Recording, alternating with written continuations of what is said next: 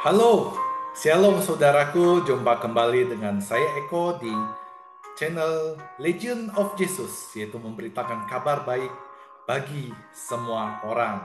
Nah saudaraku, pada kali ini masih dalam edisi Natal, kita akan membahas, mungkin ini merupakan salah satu hal yang sering kita pertanyakan sebagai umat Kristen. Apakah benar Yesus lahir pada tanggal 25 Desember? Nah, karena secara Alkitabiah di Alkitab tidak mencatat bahwa Yesus dilahirkan pada tanggal 25 Desember. Tetapi kenapa bisa 25 Desember dijadikan sebagai hari untuk merayakan kelahiran Yesus?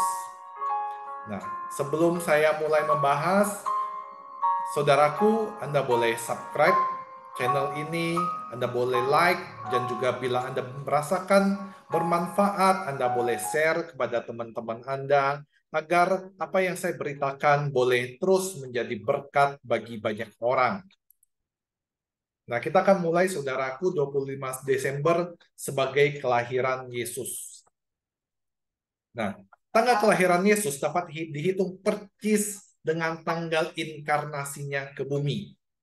Konsepsi pada rahim Maria yang terjadi 14 Nisan atau pada tanggal 25 Maret kalender Romawi dalam catatan Bapa Gereja Irenaeus dan Tertullianus. Nah, ternyata bapak-bapak gereja kita sudah mencatat bahwa konsepsi rahim Maria terjadi pada tanggal 14 Nisan atau kalau dalam kalender Romawi itu sekitar tanggal 25 Maret, yaitu dicatat oleh Bapak Gereja kita, Irenaeus dan juga Tertullianus. Nah, gereja secara tradisi merujuk pada 25 Maret menjadi Annunciation atau pembuahan, dan Yesus disalibkan juga pada tanggal yang sama atau juga yang disebut dengan hari Paskah. Nah, kelahiran Yesus pada tanggal 25 Desember juga dikuatkan oleh tulisan Hippolytus bahwa tanggalnya 8 hari sebelum Januari. Nah, ini ditulis dalam bukunya Hippolytus of Rome, Commentary on Daniel pada tahun 2004. Nah, bagaimana menghitung tanggal dan bulannya sehingga bisa dijadikan tepat menjadi 25 Desember?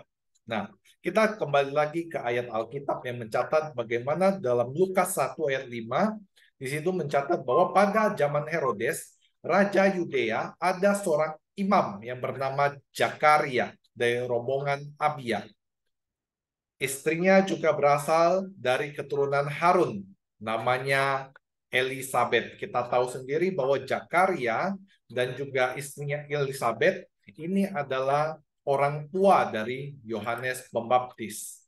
Nah, kita bisa menghitung tentunya kelahiran Yesus dari kelahiran Yohanes Pembaptis. Nah, di dalam 1 Tawarik 24 dikatakan ada 24 rombongan yang bertugas menyelenggarakan ibadah dalam satu rotasi sepanjang tahun di Bait Allah.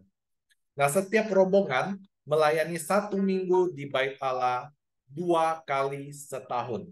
Nah, kebetulan rombongan Abia atau rombongan dari Zakaria ini melayani di giliran ke-8 dan juga ke-32 dalam siklus 1 tahun.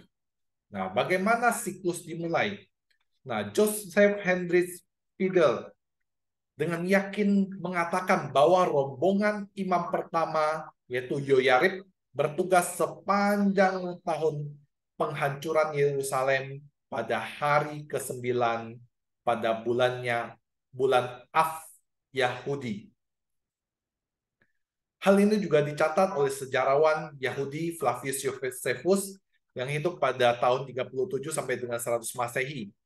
Dalam dokumen Gulungan Puasa, dia mencatat bahwa ternyata Yoyarib bertugas pada minggu kedua bulan Av, yaitu waktu penghancuran Bait Allah di Yerusalem, atau 9 bulan Av.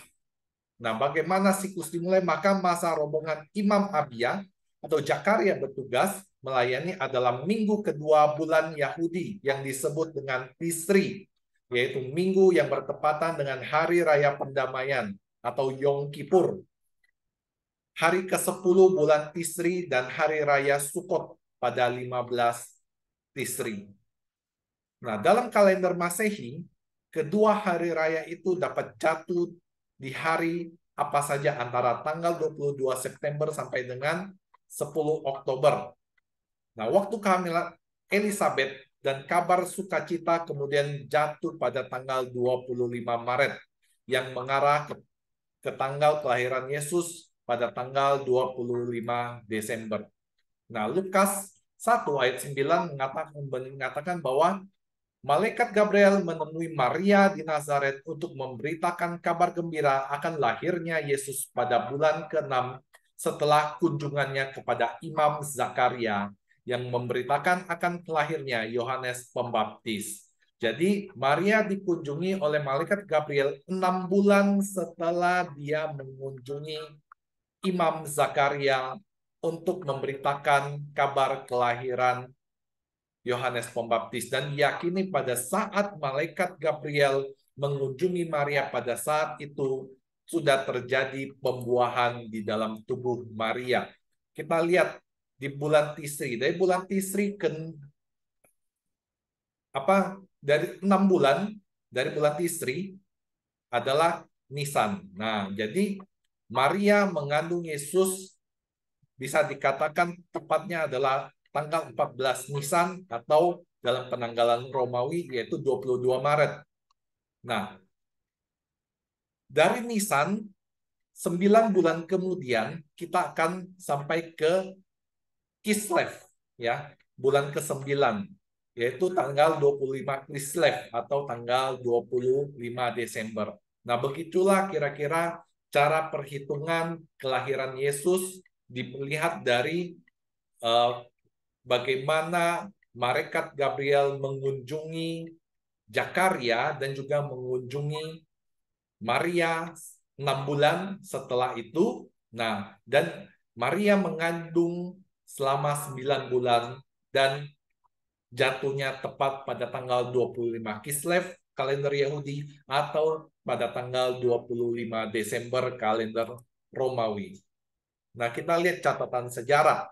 Yosefus dia mencatat bahwa berdirinya kota Roma 5 Agustus tahun 70 Masehi.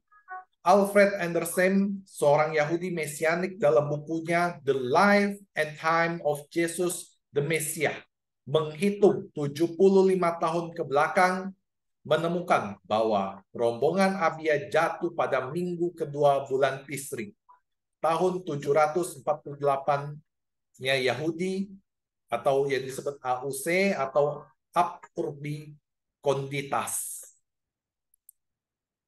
Bulan ke-6 setelah itu jatuh pada tanggal 14 Nisan atau tahun 749 Yahudi.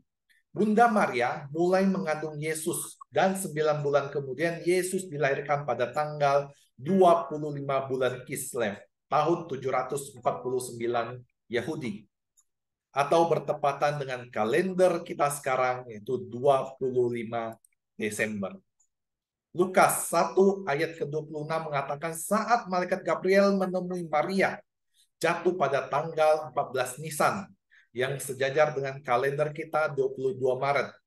Fakta kabar gembira kepada Maria itu terjadi 22 Maret sudah dicatat oleh Bapa Gereja paling awal yaitu Bapak Irenaeus yang hidup 130 sampai 202 Masehi.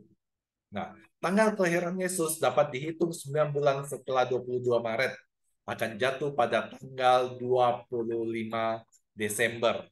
Jadi saudaraku, kita sebagai umat Kristen, kita tidak perlu ragu lagi bahwa 25 Desember adalah hari kelahiran Sang Juru Selamat Tuhan kita Yesus Kristus. Kita tidak perlu lagi mendengarkan perkataan-perkataan orang yang mengatakan bahwa 25 Desember adalah hari raya pagan dan lain sebagainya. Yesus tidak lahir pada tanggal 25 Desember karena 25 Desember itu sedang musim dingin atau sedang musim salju dan lain sebagainya. Nah, kita harus melihat sejarah, saudaraku, dan sejarah membuktikan bahwa Yesus benar lahir pada tanggal 25 Desember. Nah, saudaraku, demikian pembahasan kita kali ini. Terima kasih, Tuhan Yesus memberkati kita semua.